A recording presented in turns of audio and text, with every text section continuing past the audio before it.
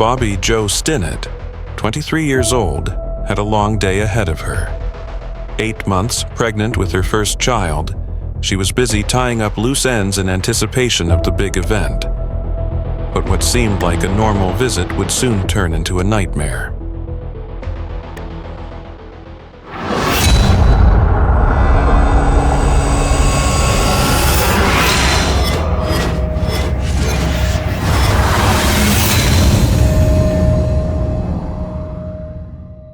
Bobby Jo Stinnett was a go-getter who never slowed down. In addition to her full-time job at Kawasaki Motors Manufacturing Corporation in Maryville, Missouri, she also bred and sold rat terriers in her spare time. With a new litter of puppies ready for adoption, she was expecting a potential buyer later that afternoon. Cautious about inviting strangers into her home, she had informed several people, including her husband and mother, about the meeting.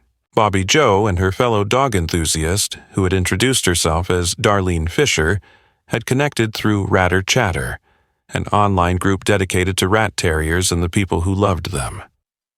The pair had quickly learned that they had something in common besides their mutual admiration for the breed. Both were in the later stages of pregnancy. After getting to know each other in the Ratter Chatter forum, Darlene had showed an interest in driving from her home in Fairfax, Missouri, to Bobby Jo's place in Skidmore to pick out a puppy. The meeting was set for 12:30 p.m. on December 16th. After arriving right on schedule, Darlene had spent 2 hours playing with the puppies and enjoying an easy conversation with her hostess.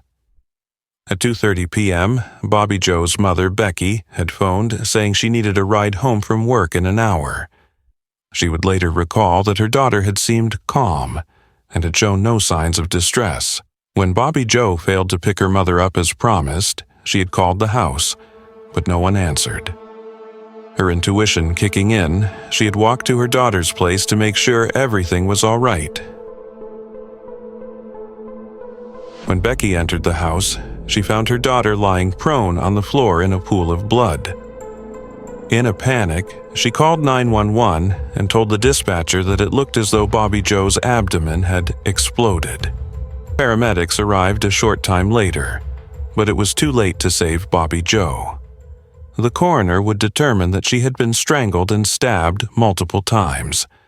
Her killer had then removed the fetus as the mother lay dying. At 5:15 p.m., as police in Skidmore, Missouri, were launching an investigation into the murder of Bobby Jo Stinnett and the presumed kidnapping of her prematurely delivered baby, Kansas resident Lisa Montgomery, aka Darlene Fisher, called her husband Kevin to give him the joyous news that he was a dad. She had gone on to say that she had given birth to a healthy baby girl at a clinic in Topeka earlier that afternoon. Thrilled with the news, he hadn't questioned why his 36-year-old wife was in a car on her way home, instead of recuperating in the hospital.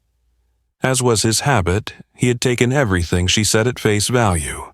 On December 17th, the day after the murder, a surprisingly healthy Lisa Montgomery was showing her newborn daughter, Abigail, off all around her hometown of Melvern, Kansas.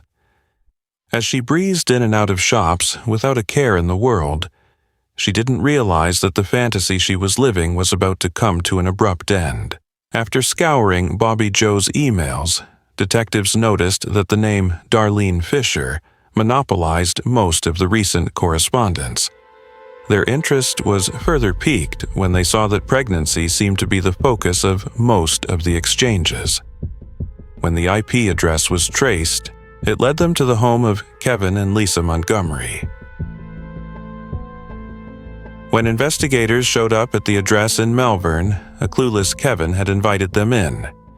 He had then led them to the living room, where his wife was watching television with their newborn daughter. Rather than being rattled by the intrusion, Lisa had been as cool as a cucumber. When asked to lead detectives through the events of the previous day, she recounted going into labor while out Christmas shopping. Driving herself to the nearest birthing clinic, she had delivered Abigail and checked herself out. Determined to hold on to the lie, she had ordered Kevin to go out to the truck and fetch the discharge papers. After searching high and low and finding no such documents, he returned empty-handed. After taking possession of the baby, detectives led Lisa outside. When she was out of earshot of her husband, she admitted that she had actually given birth at home. She had made up the story about the birthing center so Kevin wouldn't worry. Seemingly incapable of quitting while she was ahead, she added that she hadn't been alone. 2 of her best friends had been by her side, walking her through the process. When detectives asked for the names of the friends, Lisa had backtracked. She explained that they hadn't been present for the birth per se, but had made themselves available by phone in case she ran into trouble. Though they had lent moral support, she couldn't for the life of her recall their names. According to Lisa, she had delivered Abigail on the kitchen floor. Later on, she had taken the afterbirth and thrown it in a nearby creek. This was yet another detail that had done nothing to lend credence to her claims, and yet she couldn't seem to stop herself from adding blatant falsehoods to bolster her account. In an effort to leave no stone unturned, officers had contacted the Birth and Women's Center in Topeka. No records of Lisa Montgomery or Darlene Fisher could be found. Convinced that Lisa Montgomery had killed Bobby Joe Stinnett and stolen her baby, detectives took her to the sheriff's office for further questioning. Abigail was placed in protective custody until DNA tests could confirm her identity. By the time December 17th came to a close, Lisa Montgomery had confessed to using the ruse of wanting to adopt a puppy to gain the trust of Bobby Joe Stinnett. What she really wanted was a baby, and time was running out. The story Lisa told was as convoluted as they get.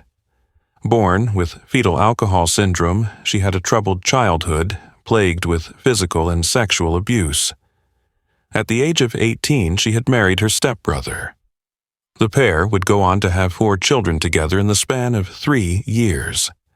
Following the birth of their 4th child, her husband had insisted that she have her tubes tied. She enjoyed being pregnant and didn't want the procedure, but, according to her, had been given no choice in the matter.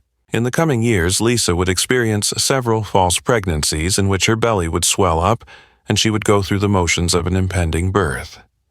Tiring of her histrionics, her husband had filed for divorce in 1998.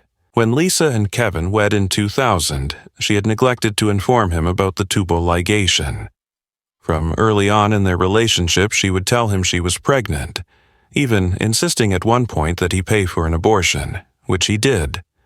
Throughout her steady stream of pregnancies, Lisa forbade Kevin from accompanying her to doctor's appointments or being involved in any way. His job was to provide financial support, and that was all. Despite her many pregnancies, no babies were forthcoming. When her due dates came and went, she would tell Kevin that the babies were stillborn and that she had chosen to donate the bodies to science. In 2004, Lisa told Kevin she was pregnant yet again. This time, however, she was determined to see it through to the end. Formulating a plan that she believed was foolproof, she had befriended Bobby Joe, who was only weeks away from giving birth. Since Lisa had told everyone that she was having a Christmas baby, which was when her victim's baby was due, the scheme was hellishly perfect. Having never been in the presence of pure evil, Bobby Joe had no reason to suspect that Lisa, whom she knew as Darlene, was lying to her about everything.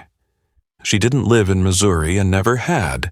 She had driven 80 miles from her home in Kansas on the day of the murder. With her due date fast approaching, she needed a baby, and December 16th was the day she was going to make it happen. Lisa recalled that she had brought rope and a knife with her in preparation for what was to come.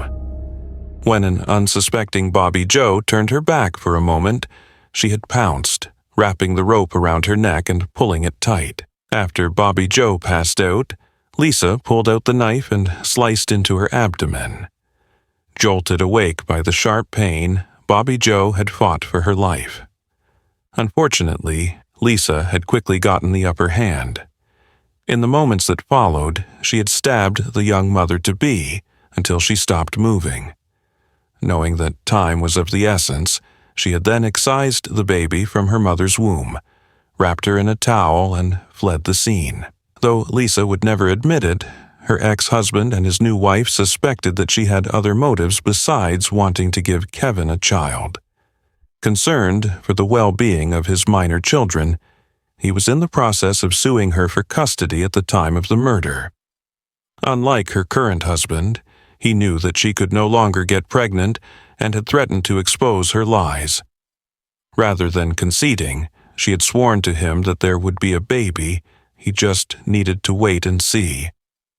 Confident that showing up at the hearing with an infant in her arms would win her favor with the family court judge, she had viewed Bobby Joe's baby as her ace in the hole. Once DNA tests confirmed that the baby was the biological offspring of Bobby Joe Sinnott and her husband, Lisa was formally charged with kidnapping resulting in death. Since she had moved the baby across state lines, this was a federal offense, making her eligible for the death penalty. At trial, Lisa's defense team painted her as a mentally damaged woman whose obsession with pregnancy had driven her over the edge. When their tactics weren't swaying the jury, they tried to place the blame on one of her brothers. When he was able to provide an ironclad alibi, that desperate bit of legal maneuvering fell through. On October 22, 2007, the jury found Lisa Montgomery guilty as charged. 4 days later, they recommended that she be put to death for her crimes. A judge agreed, imposing the death sentence on April 4, 2008. During the appeals process, Lisa's defense team argued that she shouldn't have been charged with kidnapping resulting in death, since the baby wasn't technically born when her mother died.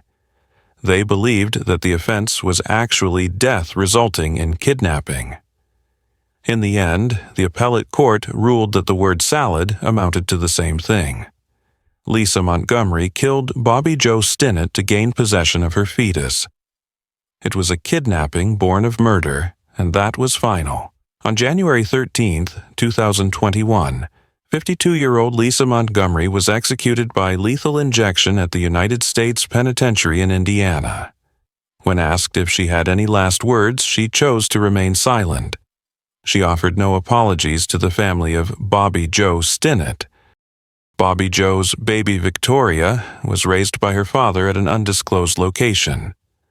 Understandably, neither he nor his daughter ever spent another day in the house in Skidmore where the murder occurred.